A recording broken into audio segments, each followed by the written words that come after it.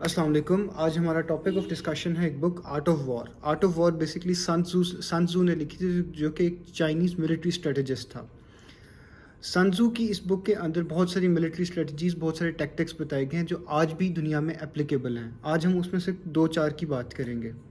سن تزو کا جو ایک ٹیکٹکس تھا، وہ ایک تو یہ اس چیز میں اس سے آپ کو پتہ لگتا ہے وہ ہے آپ کا دشمن کو اپنے سے تھوڑا دور رکھنا. اسی فلسفی کے بیسس کے اوپر گریٹ وال آف چائنا بنی. اسی فلسفی کی بیسس کے اوپر آج اگر آپ دیکھیں ماڈرن ورلڈ میں تو اس کے اوپر ہی بارڈر پہ بڑی بڑی فینسز آپ کو نظر آتی ہیں، بارڈرز پہ لگائی جاتی ہیں تاکہ آپ اپنے دشمن کے اور اپنے درمیان ایک میجر آبسٹیکل رکھیں جس کو کراس کرنا ہی اس کے لیے اتنا بڑا آپریشن ہو کہ تب تک آپ اپنی پوزیشنز کو ری انفورس کر کے اس پہ ایسا زبردست اٹیک کریں کہ وہ اس کا جو سارا اٹیک کا مومنٹم ہے وہ ختم ہو جائے اور وہ ہار جائے. ایک اور چیز جو اس میں بہت انٹرسٹنگ مجھے لگی تھی وہ یہ تھی کہ اس میں اس نے کہا تھا کہ جو اچھے کمانڈرز ہوتے ہیں وہ at the point in time of their choosing اس پہ اٹیک کرتے ہیں. ناٹ دیٹ کہ وہ کسی ہری میں ہوتے ہیں یا ان کو اس پوائنٹ آف ٹائم پہ اٹیک نہیں کرتے جس پہ جو ان کا دشمن چاہ رہا ہوتا ہے اٹیک کرنا، وہ اپنے ہی ایڈوانٹیجز ٹائم پہ اٹیک کرتے ہیں. تیسری چیز جو اس میں ایک امپورٹنٹ تھی وہ یہ تھی کہ اچھے کمانڈرز یا اچھے جو ملٹری لیڈرز ہوتے ہیں وہ اپنے جو ایسٹس ہیں ان کو اسپریڈ آؤٹ نہیں کرتے بلکہ ان کو فوکس رکھتے ہیں، ان کو ایک جگہ پہ کانسنٹریٹڈ اپنے ایلیمنٹس کو کانسنٹریٹڈ رکھتے ہیں اور اس کانسنٹریشن سے اپنے اسٹریٹجک گینز اچیو کرتے ہیں. ان اسٹریٹجک گینز کو اچیو کرنے کے بعد ان کو کنسالیڈیٹ کرتے ہیں. اس کی ایگزامپل اگر آپ دیکھ لیں تو ورلڈ وار 2 میں اگر آپ ہٹلر کی ایگزامپل دیکھیں تو ہٹلر اگر آپریشن باربروسا نہ کرتا اور دوسرا فرنٹ نہ کھولتا اپنے لیے تو اس کا جو ڈبیکل ہے اس طرح نہ ہوتا. یہ ضرور ہو سکتا ہے کہ یو ایس اے 2-3 میں ہیروشیما اور ناگاساکی کے ساتھ ساتھ برلن پہ بھی نیوکلیر بامبنگ کرتا، جیسے کہ اوپن ہائمر مووی میں اس کی ایک تھوڑا بہت اس کے اندر اس کو تھوڑا بہت دکھایا بھی گیا. اینڈ مطلب ایک پریڈکشن اس کے اندر بھی دی گئی تھی. اینڈ بلکہ اس میں جب اگر آپ اوپن ہائمر کو دیکھیں تو اس میں جب وہ بامبنگز ہو جاتی ہیں تو جب اوپن ہائمر جاتا ہے ایک سیمینار میں تو وہ اس بارے میں ایک سارکیسٹکلی ایک بات بھی کرتا ہے، کیونکہ وہ تھوڑا بہت اس کے بعد وہ کہتا ہے کہ I think that blood is on my hands. تو اس میں وہ کہتا ہے کہ آئی جسٹ وش کہ ہم جرمنس کو بھی بامب کر سکتے. اسی طرح اگر آپ دیکھیں تو اس میں ایک اور چیز سن تزو کہتا ہے کہ اگر آپ کے پاس سپیریئر فورس نہیں ہے نومیریکلی اور واٹ ایور تو آپ پھر کانفلکٹ کو اوائڈ کرتے ہیں، کیونکہ اگر آپ کانفلکٹ میں جا رہے ہیں تو اس کا مطلب ہے کہ جیتنا. اگر آپ کانفلکٹ کو اوائڈ کرتے ہیں تو آپ اپنے آپ کو سیف کر رہے ہیں، بیکاز اگر آپ چھوٹی فورس کے ساتھ بڑی فورس پہ اٹیک کر رہے ہیں تو یو آر انوائٹنگ دیم کہ وہ آپ کو ہنٹ ڈاؤن کریں اور آپ کو کیپچر کر لیں.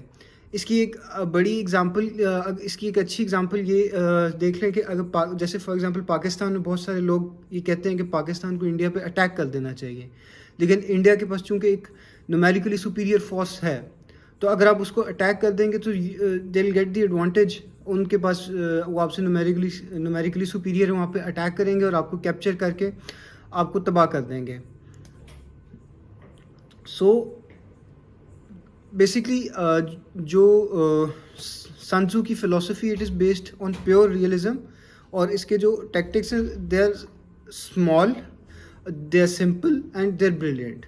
اس کے علاوہ ایک اور ٹیکٹک جو بلٹز کریگ بیسکلی ایک ایسا ملٹری ٹیکٹک تھا. یہ ورلڈ وار 2 میں جرمنس نے یوز کیا تھا، اور اس کو جس بندے کے یہ برین چائلڈ تھا اس کا نام تھا جنرل رومل اور رومل دی ڈیزرٹ فاکس. اس میں یہ تھا کہ اپنی تمام فورسز کو کانسنٹریٹ کر کے ایک ہی پوائنٹ پہ آپ اٹیک کریں اور اپنا سارا مائٹ اس پہ لگا دیں اور وہاں سے سنیک ان کر کے دشمن کے ڈیفینسز کے اندر سے سنیک ان کر کے اس کو کیپچر کر لیں. یہ کانسیپٹ بھی چائنیز کانسیپٹ ہے، اور اس میں بھی بیسکلی جب گریٹ وال آف چائنا بن گئی تو ایک آبسٹیکل بن گیا تاتاریوں کے درمیان میں اینڈ شنگ ڈائنیسٹی کے درمیان میں. سو ان کے لیے سلوشن پھر یہی رہا کہ وہ اگر انہوں نے گریٹ وال آف چائنا کو ब्रीच करना है तो वो एक ही पॉइंट पे कंसंट्रेट करें, ना कि अपने एलिमेंट्स को स्कैटर करें और स्कैटर करके मल्टीपल फ्रंट्स खोलें जो कि पॉइंटलेस हो, जिसमें चाहे ग्रेट वॉल ऑफ चाइना के ऊपर जो उनके डिफेंसिव मैकेनिज्म्स है उसको आराम से अचीव कर लें.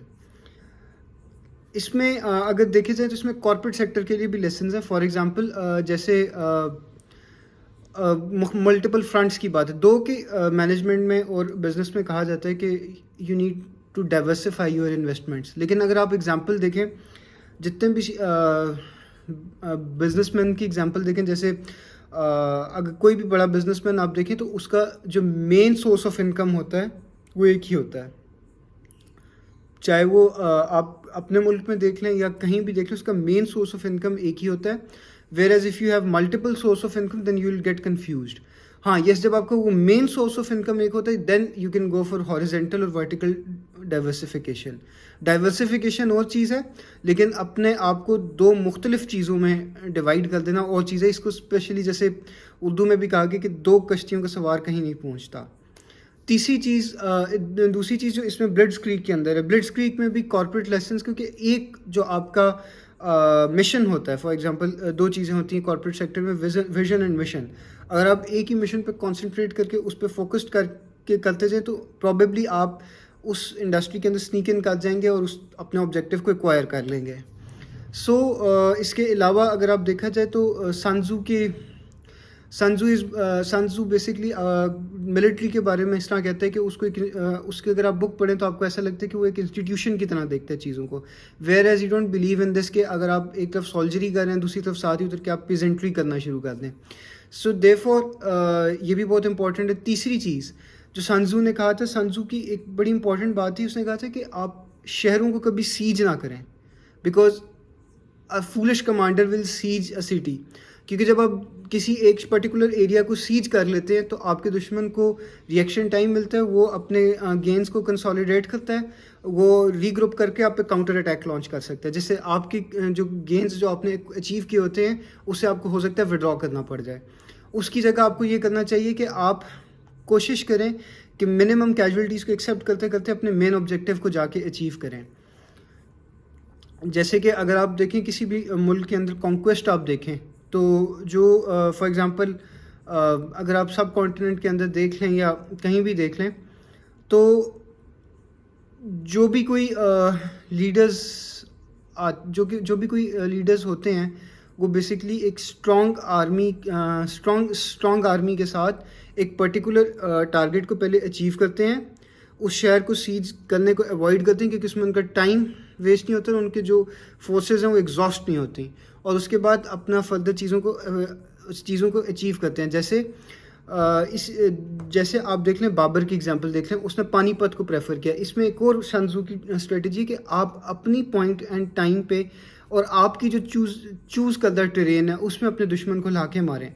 वेयर एज कि अगर वो दिल्ली में करता तो दिल्ली या आगरा में जो कैपिटल था लोधी डायनेस्टी का, तो उसको स्ट्रीट बैटल और पिच बैटल लड़नी पड़ती. वेयर एज पिच बैटल में आपकी एनर्जी एग्जॉस्ट होती है. इसीलिए इसी चीज़ को अगर आप बिज़नेस में देखें तो बिज़नेस में आपको बड़े ऑब्जेक्टिव्स की तरफ देखें. अगर आप बहुत छोटे छोटे इश्यूज़ में अपने आप को इंग्रेस कर लेंगे, so you will stick to them and you will lose your vision. सो इसमें यही एक स्ट्रेटेजिक विजन का पर्सपेक्टिव दिया गया. I will make some other videos on सानसू. That's all for today. Thank you.